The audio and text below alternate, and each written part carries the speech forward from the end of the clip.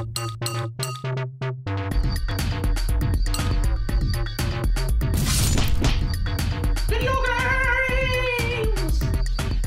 there was a world of Warcraft, there was a little game called Warcraft, which sort of set the standard for real-time strategy games.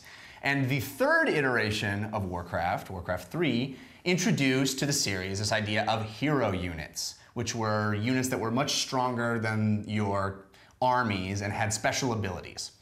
Well, each of the Warcraft games, and indeed almost all of the Blizzard real-time strategy games, came with a level editor, and one of the most popular modes of user-edited game modes that Warcraft 3 players played was something called Defense of the Ancients. And it changed Warcraft 3 playstyle into a very much focused on these hero units, and it kind of turned it into almost a Diablo-style, control those units instead of the giant armies. Became hugely popular, and there's tournaments that involve that mode, and it all started from users. Well, cut to now, there is a game from Gas Powered Games, which is a company that I really dug. Dungeon Siege and Dungeon Siege 2, played the crap out of those when those were released. It's Chris Taylor's company, and they just put out a game called Demigod, which is the game we're going to be talking about today, and that takes that Defense of the Ancients style kind of pseudo real-time strategy, but more action-oriented gameplay, and makes a whole game around it. So basically what you're doing in Demigod is you control one of, 8 different demigods, who are these giant, very powerful, unique characters that have unique abilities. You're controlling them from a 3/4 perspective on these maps. One team starts in the bottom right, another team starts in the upper bottom left, upper right, and you have these bases that you have to protect, that you can upgrade, and you have armies that are unleashed out of these portals periodically that you don't control and the other players don't control, but that aid you in certain ways, and you use the powers of your demigods to try to destroy the base of the enemy player. So it's sort of like a mix between Counter-Strike and Diablo and Warcraft. I will say right off the top, this game contains no single-player campaign, no story-based anything, and more importantly than that, contains no tutorial of any kind. In fact, I was going to bring it in and I completely forgot. The manual for the game has a little section that says, the only thing anybody hates more than reading the manual to learn how to play a game is to take a tutorial. So we're not going to have either of those. It's like, well, the only thing people hate more than that is not knowing how to play your freaking game. Yeah. So I know that you guys are smart, intelligent, resourceful individuals. I'm sure that didn't hold you back. Yeah. What did you think of Demigod? Well, I actually really liked Demigod a lot once I figured out how to play the game. Right. And I think that it's pretty much the sum of this game. I mean, you know, the graphics are super fun. The Demigod powers are very satisfying. The fact that you start, and all of this is, you know, customizable. You can start at level 20 if you want, but the fact that every game you start at level 1, and as you gain experience, you increase, and you're literally assigning talent points on the fly as you're in the middle of the battle. Right. Great, genius, loved it. Because then you start to get this rhythm of not only how do I use this character, how do I strategize to utilize my armies and the progression of their armies to the best ability that I have, but also how is my leveling progression best suited for the situation at hand. It's almost like compressing an entire MMO, a lifetime of playing Diablo, or a character lifetime, into a half an hour. Yeah, which is great. It's super fun, super satisfying. Very, very, very, very, very, very, very frustrating to not know how to play the game.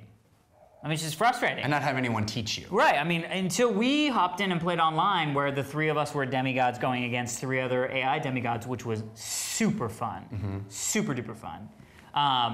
We didn't know about health. I didn't know that you could buy things at the yeah. item shop. Yeah. I didn't know you could upgrade the city. Like, none of that stuff I knew, because it doesn't even, there's no place where it tells you that. I mean, not even little bubbles that like pop up and go, hey, we noticed that this whole time you've never used a health potion. Yeah. Here's where you get them. You know what I mean? So other than that, I really had fun playing this game. I mean, it's a lot. It's just really fun. Did you like it, Dan? Because it's kind of not really your jam. Why is it not my jam? I would think it would be my jam. Yeah, you're more of a peanut butter guy. Yeah, I mean, I finally played Diablo 3 at whatever PAX or whatever, and I loved that. That's true. And I got into StarCraft, loved that. Got maybe into it is your Civ. jam. I played all these real-time strategy I don't know games, why I right? thought that then. Yeah. Well, it's interesting. I think I know why you thought that, because what you really felt was, I feel like Dan's not going to like this. Yeah. It wasn't, and you were back into that by must not be his thing. I didn't like it. Why not? But I don't know. I mean, the answer is I just could not clock into it. Yeah. I never understood the strategy. All I ever did was select my guy, upgraded him, and then press the button that would do the thing. That was the only thing I could do. I never saw any sort of way to intellectualize a better way to do. I felt like I could only do as good as the game has allowed me yet so far. You know what I mean? Well, you can certainly string together attacks in certain ways. When do you attack and when do you not? I mean, I never got into that mode. yeah. I must locked have into played it poorly. with the picking up a tower progression to get to the Citadel, and slowly going, okay, that tower's got to go down. How do I do that with also staying alive? But it just felt now like that tower's maybe gotta it's go just down. because maybe I need to play more by myself, because it just felt like we need to attack that tower. Okay, so I go to the tower, I attack it as best I can. I use the health potions I have and attack, and I eventually will die, and then I have to go back to. I felt like all I could do was, it's obvious. I felt like it was always obvious what to do. You have to get from A to B, so you know what I mean. I couldn't clock into the depth. Though I don't doubt that it's there, I could not. I think that's the real problem with this game, and it's so unfortunate because I love this game. I really do. Is that there's nothing telling you how to get to the depth, but the depth is there. It just requires playing it a lot, and you figure stuff out, and you click into things, and hopefully if this game has a life, there will be a robust community building websites with strategy guides and all that kind of stuff that will kind of help people out. But it really is a crime that it feels like this game shipped half done. I mean, the game's done, but there's a whole side of it that really could have made it welcoming to new kinds of players. It feels like, if you haven't played Defense of the Ancients, and I know you guys never played Warcraft 3 at all, right? I played Warcraft 3, yeah. That was my first foray into that. No, Well, not the expansion. Well, it's not an expansion. I mean, it's a mod. But basically, if you haven't had an experience with this kind of game, it really is daunting. You'll turn it on and load up a game and go, I have no idea what to do. Yep. And that's really a shame, because if you give it some time and you keep playing and you discover that there's all this breadth of things to do, it really becomes an entire, like we were talking about, an entire role-playing game compressed into 30 minutes, in these 30-minute chunks. And really all the game is like Counter-Strike, a series of rounds of attacking. Now, one of the most cherished gaming experiences of my life is playing StarCraft with my buddy Ryan. And we would play, you know, like 2-on-2 and 3-on-3, or we would just play us against the computer, which is how we play Demigod. And it totally brought me back to that strategizing with your buddies. I mean, it really was the first co-op experience I ever had with a video game. And this game is so much fun. And if you have a couple of buddies that you can form up with and develop strategies with, I think this game would be so much fun over the long term. Yeah.